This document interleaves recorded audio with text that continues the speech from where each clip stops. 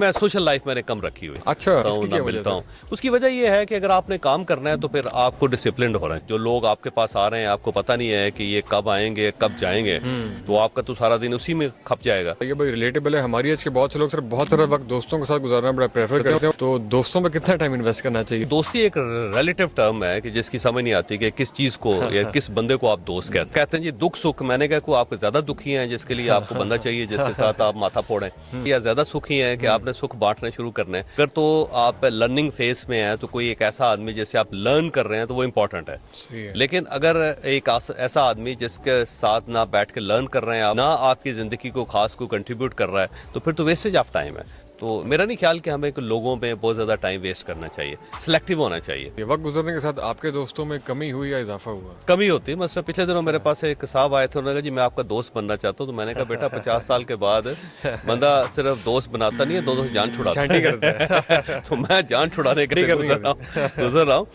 देखिए हर आदमी जो होता है ना, एक वैन होता है। मैं आपको ये मिसाल देता हूँ, गाड़ी होती है। गाड़ी कौन सी गाड़ी है आपके पास? Rebound civic. अच्छा, उसके अंदर कितनी सीट्स? इसके अंदर टोटल 5 सीट्स है ना। अब वहाँ पे 5 बंदे बैठ सकते हैं, ऐसा ही है ना? बिल्कुल ऐसे। तो अगर छठे आदमी को आप बिठाएंगे तो पिछले जो 5 हैं वो ख्वार होंगे, बल्कि जलील होके जाएंगे।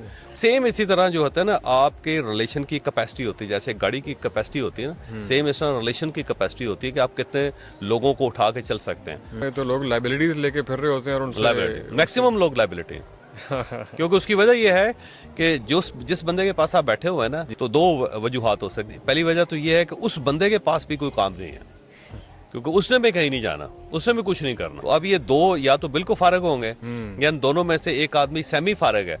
तो जो दूसरा मुकम्मल फारग है वो दूसरे आदमी को भी मुकम्मल फारग कर ले, तो 2 एक जैसे बैठ जाएंगे। जैसे चर्सी के पास बैठ जाते हैं ना जी, तो दोनों एक जैसे लोग एक जगह पे बैठ के एक दूसरे को खारिज करते रहेंगे, तो इसका क्या फायदा? ये सब बड़ी इंटरेस्टिंग बात की। वैसे जो बहुत से लोग हैं ना वो शायद समझेंगे हम थोड़ी मटेरियलिस्टिक अप्रोच से बात कर ररहे हैं, और वो जो पितरत साहब की अदबी सी बातें थी कि दोस्त तो वो है जो एक दूसरे की खामोशी से भी लुत्फानंदोज हो सके। मेरा ख्याल है वो शायद पुराने ज़माने की पुरानी बातें होगी।